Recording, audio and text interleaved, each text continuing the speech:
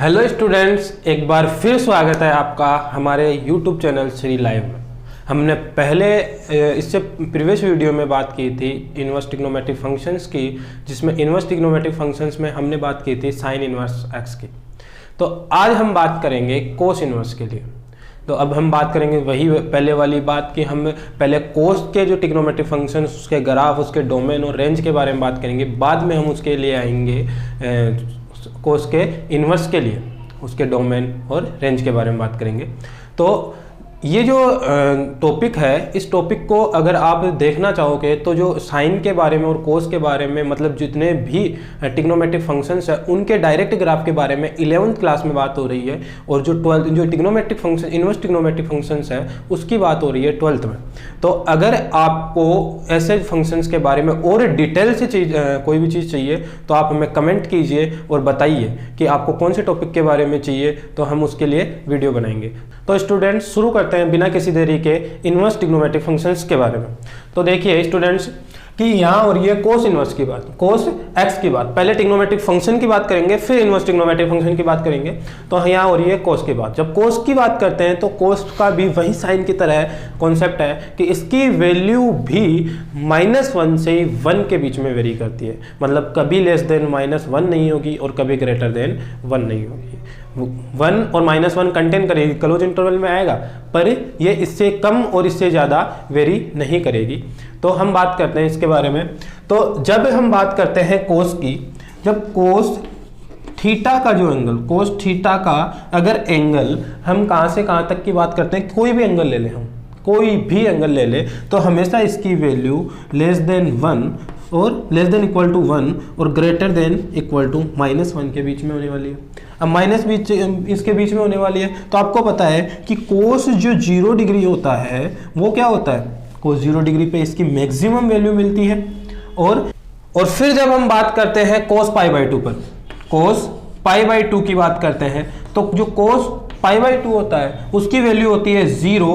और जब हम बात करते हैं कोस पाई की बात करते हैं, और जो पाई होता है वो सेकंड कोऑर्डिनेट में आता है, और जब सेकंड कोऑर्डिनेट में कोस की हमेशा वैल्यूज क्या होती है, नेगेटिव होती है। सेकंड कोऑर्डिनेट की जब हम बात करते हैं तो वहाँ साइन और कोसेक जो होता है वो होता है पॉजिटिव। तो यहाँ पे कोस नेगेटिव होगा और कोस की वैल्यू मिनिमम मिलेगी, हमें क्या मिलेगी, मिनिमम मिलेगी। तो ऐसे ही हम इन्हीं 3 वैल्यूज के बेस पे हम इसका ग्राफ शो करेंगे। तो इसका जब ग्राफ शो करते हैं तो इसका ग्राफ हमें क्या मिलने वाला है कि जब इसकी वैल्यू 0 होती है, जब इसकी वैल्यू कोस की जब वैल्यू 0 होती है तो 0 पे हमें क्या मिलेगी, मैक्सिमम वैल्यू मिलेगी। क्या मिलेगी, मैक्सिमम वैल्यू मिलेगी। और जब हम इसकी π/2 पर बात करते हैं तो π/2 पर 0 मिलेगी। और जब हम इसकी वैल्यू की बात करते हैं पाई पर, तो पाई पर -1 मिलेगी।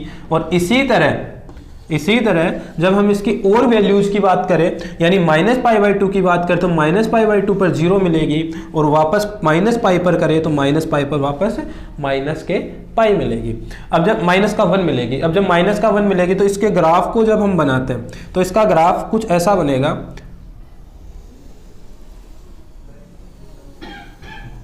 इसका ग्राफ कुछ ऐसा, मतलब वही साइन की तरह होगा। ये ग्राफ, अगर इस ग्राफ को थोड़ा सा ध्यान से देखो तो इस ग्राफ को अगर मैं एक एंगल, मतलब π/2 एंगल शिफ्ट कर दूं तो ये ग्राफ मेरे को साइन का मिल जाएगा। अगर मैं इस ग्राफ को, साइन के ग्राफ को π/2 पीछे लेके आता हूं, शिफ्ट कर देता हूं, तो मेरे को किसका ग्राफ मिलेगा, कोस का ग्राफ मिलेगा।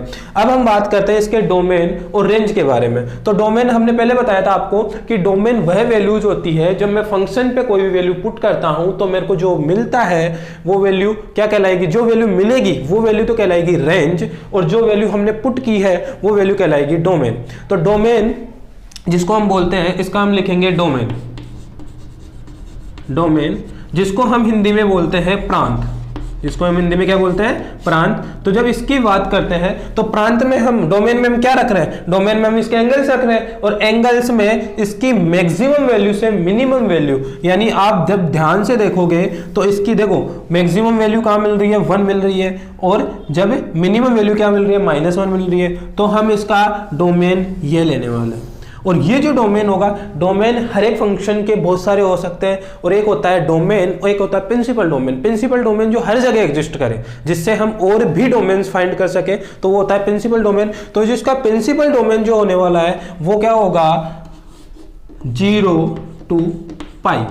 यहाँ क्लोज इंटरवल काम में आएगा। मैं आपको बार बार बोल रहा हूं कि क्लोज इंटरवल और ओपन इंटरवल में इतना डिफरेंस है कि जब क्लोज इंटरवल लगाते हैं तो हम कंटेन करेंगे पाई और जीरो को, और जब हम ओपन इंटरवल लगाते हैं तो हम उनके बीच की, उसके मिड में जितनी भी वैल्यूज आएगी उन सबको कंटेन करते हैं, उन सबको लेते हैं। बाकी जो वैल्यूज कॉर्नर पे है, यानी जिनके बीच में जिस इंटरवल की बात करें उस इंटरवल की जो कॉर्नर वाली जो वैल्यूज है उनको हम कभी कंटेन नहीं करते। जैसे अगर मैं इसको ऐसा लिखता 0 to पाई, तो मैं 0 से पाई के बीच की वैल्यूज तो सारी कंटेन करता, चाहे वो 0 से थोड़ी सी आगे ही हो, चाहे वो बिल्कुल माइनर डिस्टेंस पे हो, तो उसको कंटेन करता, पर मैं 0 और पाई को कभी कंटेन नहीं करूंगा। ठीक है, तो इसका जो डोमेन होगा वो 0 to पाई होगा। और जब हम इसकी रेंज की बात करते हैं तो इसकी जो रेंज होगी, जिसको हम इंग्लिश में बोलते हैं परिसर, क्या बोलते हैं, परिसर बोलते हैं, तो वो रेंज होगी जो हमें y की जो वैल्यूज, मतलब ये एंगल्स में जब उसके ऊपर रखूंगा कोस अक्ष में, तो जो हमें जो वैल्यूज मिलने वाली है y की, वही हमारे पास में इसकी क्या होगी, रेंज होगी। तो रेंज कहां से कहां तक होने वाली है, -1 से 1 तक। जब भी हम वैल्यूज लिखते हैं डोमेन या कोडोमेन या किसी भी इंटरवल में वैल्यूज लिखते हैं, तो हमेशा छोटी वैल्यू से बड़ी वैल्यू, जो स्मॉलर वैल्यू से ग्रेटर वैल्यू की तरफ जाते हैं। तो यहाँ पे जो रेंज मिलने वाली है वो रेंज क्या मिलेगी, -1 to 1। क्या मिलेगी, -1 to 1। अब बात करते हैं हम कोस इनवर्स की। जब कोस इनवर्स की बात करते हैं तो वही चीज है कि अगर आपके पास है y = cos x है, तो इनवर्स बनाने के लिए इसको इधर भेजेंगे तो ये बनेगा x = cos इनवर्स y। तो cos इनवर्स y में अब क्या होने वाला है, पहले हमारे पास में y क्या था, डोमेन, पहले हमारे पास में y क्या था, रेंज था, और x क्या था, डोमेन था। अब यहाँ क्या हो रहा है, y तो हो रहा है रेंज, y तो क्या हो रहा है, डोमेन, और x क्या हो रहा है, रेंज। तो यानी हमारे पास में क्या हो जाएगा, जो x एक्सिस है उस पर तो वैल्यूज आएगी, और y एक्सिस आएगा उस पर क्या आ जाएगा, एंगल्स आ जाएंगे। तो जब हम इसकी बात करते हैं तो क्या होगा कि हमें पता है कि 0 डिग्री पर कोस की वैल्यू क्या होती है, 0 डिग्री पर कोस की वैल्यू हमेशा मैक्सिमम होती है, यानी 1 पे जाएगी। और π/2 पर इसकी वैल्यू 0 होती है, और पाई पर इसकी वैल्यू -1 होती है, यही होने वाली है। अब जब ये वैल्यू होती है, और जब -π/2 की बात करूं तो -π/2 पर वापस 0 हो जाएगी। तो जब मैं इसका ग्राफ बनाता हूं तो इसका ग्राफ कुछ ऐसा बनता है, और इस ग्राफ को और आगे शो करूं तो ये ग्राफ ऐसा भी बन जाएगा। ठीक है, जब हम इसके प्रिंसिपल डोमेन और प्रिंसिपल रेंज की बात करेंगे तो हम बात करेंगे केवल इतने पार्ट। हम कितने पार्ट की बात करेंगे, केवल इतने पार्ट की बात करेंगे। और यहाँ वही चीजें हैं कि मैं ये y की जो वैल्यूज पुट करूंगा। अब y की वैल्यूज का कौन सी वैल्यूज है, ये और ये है, ये पुट करूंगा तभी तो आपको ये एंगल्स मिलेंगे। और जब ये एंगल्स मिलेंगे तो ये जो y की वैल्यूज होगी ये क्या हो जाएगी, यहाँ पे डोमेन हो जाएगी। तो जब हम इसके डोमेन की बात करते हैं, इसको डोमेन, तो डोमेन इसका क्या हो जाएगा, इसका डोमेन क्या हो जाएगा, -1 to 1, और वो भी क्लोज इंटरवल। ठीक है, अब हम इसके रेंज की बात करते हैं तो इसकी रेंज जो होगी वो क्या होगी, इसकी रेंज जो होगी वो क्या होगी, इसकी वैल्यू मतलब मिनिमम वैल्यू से मैक्सिमम वैल्यू कौन से लगातार इंटरवल, मतलब कंटिन्यूअसली जो वैल्यूज मिलती है। आप ये नहीं बोल सकते कि सर हम -π/2 से π/2 ले सकते हैं, नहीं, क्योंकि हम कंटिन्यूसली हमें को मैक्सिमम मिनिमम से मैक्सिमम वैल्यू चाहिए। तो मैक्सिमम मिनिमम से मैक्सिमम वैल्यू कहाँ मिल रही है, देखो पाई 0 से पाई की तरफ, तो यहाँ क्या हो जाएगा 0 to पाई, 0 to पाई। तो ये क्या वैल्यूज हो जाएगी, इसकी रेंज और डोमेन हो जाएगी। और ये जो रेंज और डोमेन है ये प्रिंसिपल डोमेन और प्रिंसिपल रेंज है।